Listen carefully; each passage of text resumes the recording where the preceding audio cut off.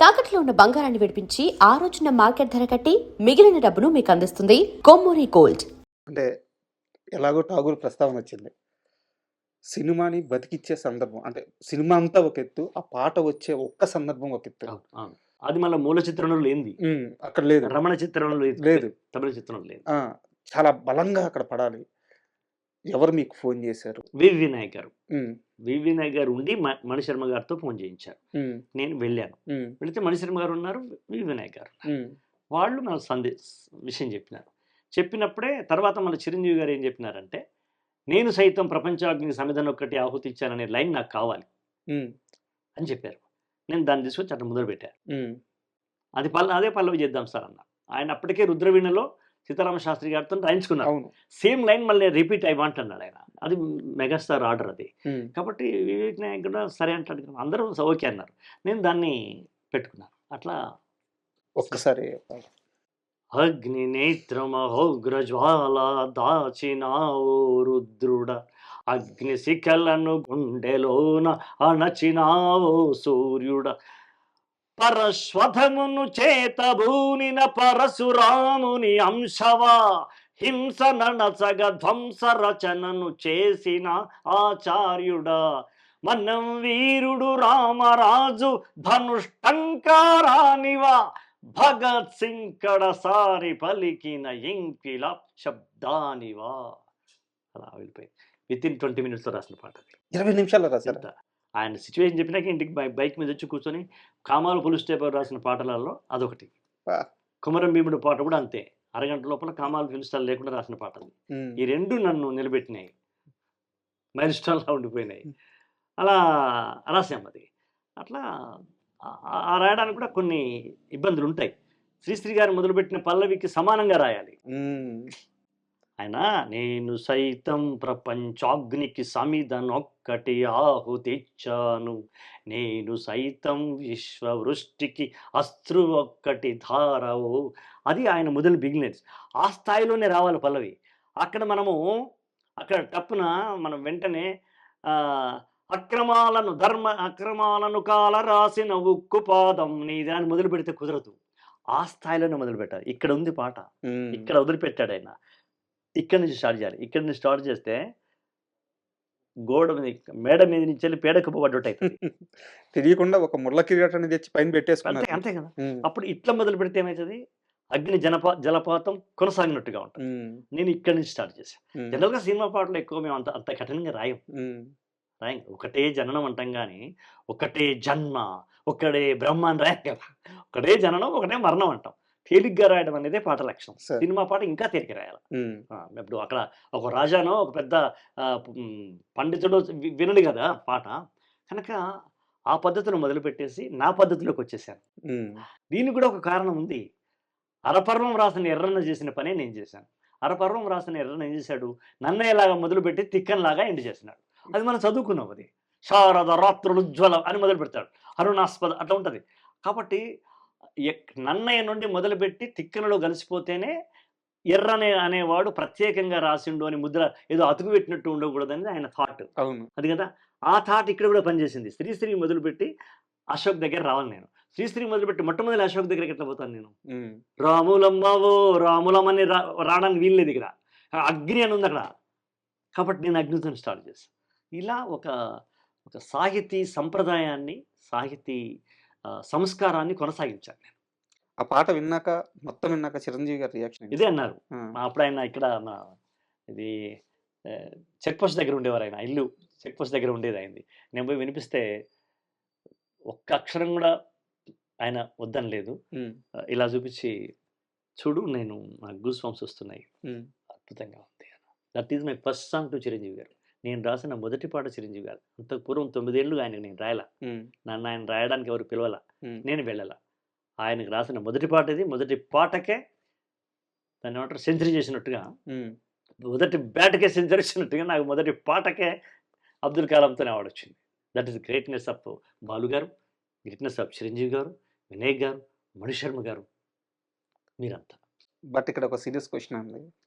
మీకు national award అయితే వచ్చింది, కానీ సుద్దాల అశోక్ తేజకి నేషనల్ అవార్డు ఎందుకు ఇచ్చారు?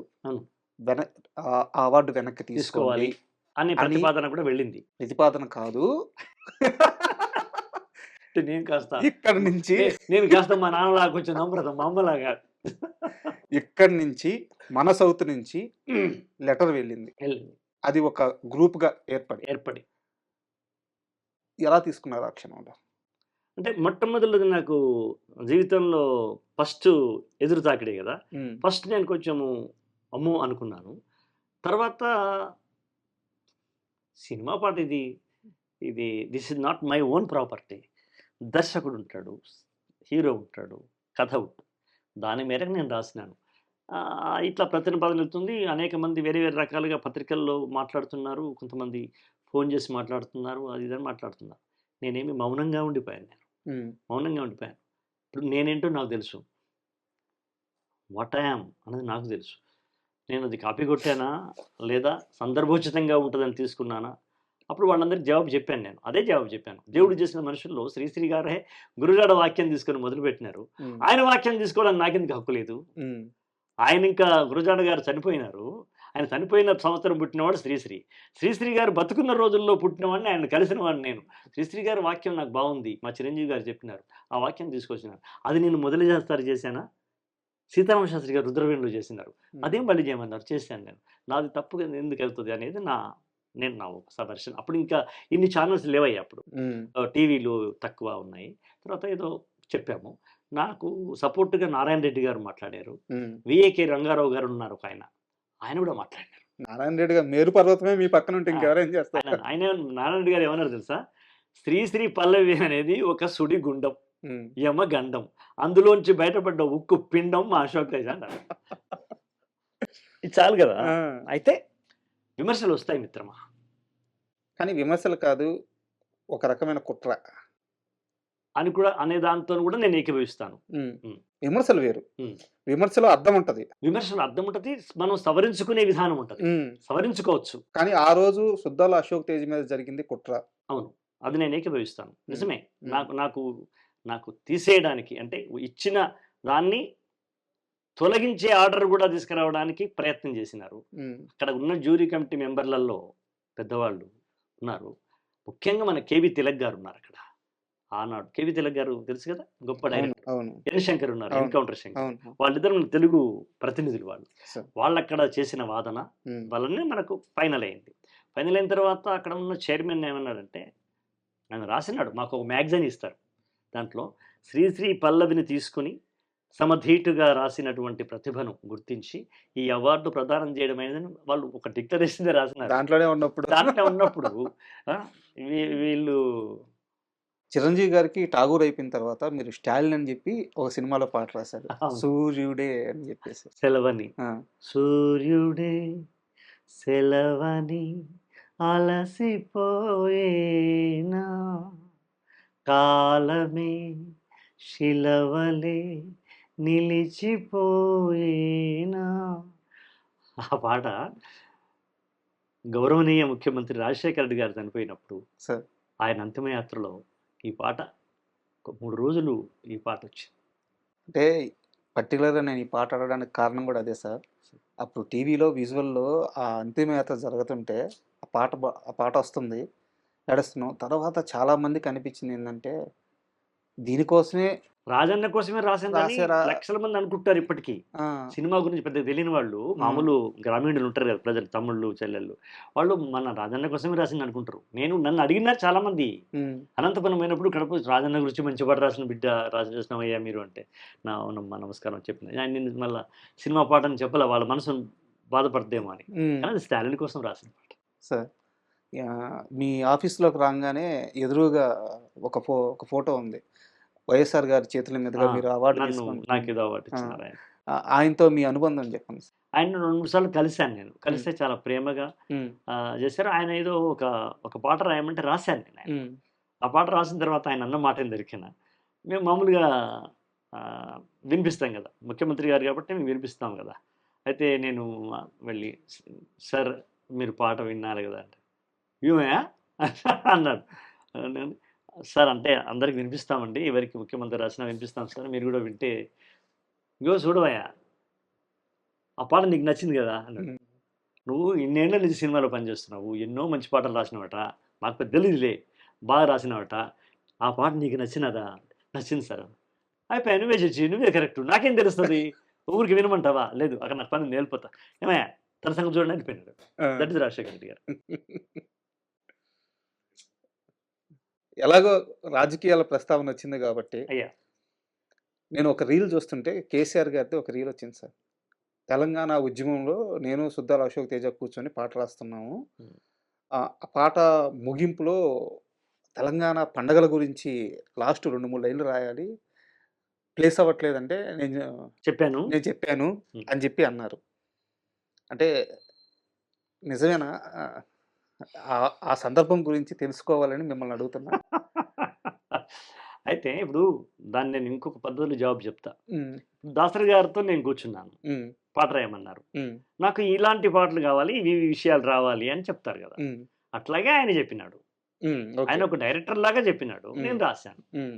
అది ఆయన సరే ఆ మూడ్లో ఆయన ఎట్లా చెప్పినారో తెలియదు కానీ, ఆయన నేను కూర్చున్నప్పుడు ఒక్కొక్క అంశం తీసుకొస్తాం కదా, ఒక్కొక్క అంశం ఏ అంశంతో మొదలెడదాం హ్మ్. అన్నప్పుడు ఆ అంశంతో స్టార్ట్ చేస్తాం అన్నప్పుడు ఇద్దరి మధ్యన అవును. చర్చలు ఉంటాయి. అవును. అలా చర్చలు జరిగిన మాట వాస్తవం. హ్మ్. అయితే ఆయనకు సాహిత్యం విషయం లోపల చాలా లోతుగా అవగాహన ఉన్న మనిషి అన్నది కూడా వాస్తవం. హ్మ్. లోతైన అవగాహన ఉన్న మాట వాస్తవం. హ్మ్. But is not a writer. Okay. అదేమి అతను కూడా తనే రాసుకునేవాడు కదా. అలా ఏదో ఒక పాట కూడా రాసిన అన్నారు, మన జైబోలో తెలంగాణలో ఏదో తొండికి దిగిండ్రు మొండికి పోతుండ్రు అనే పాట వచ్చింది, అది ఆయన రాసిందని అన్నారు. కాబట్టి ఆయన రాయగలడేమో కానీ నా పరిచయాలు, నేను ఆయనతో చాలా కాలం ట్రావెల్ చేశాను. సార్. చేసినప్పుడు అనేక విషయాలు చర్చనీయాంశాలే అవి. హ్మ్. చర్చ తీసుకున్న తర్వాత మేము పాట రాసి వినిపించేవాళ్ళం. ఆయన అటు ఇటు ఇది ఇట్లా ఉంటే బాగుంటుందేమో, ఇంకా ఏమైనా ఆలోచిస్తావా, ఇలా జరిగేది. ఒక సినిమా పాట రాసిన పద్ధతిలోనే ప్రజా పాటలు రాశాం.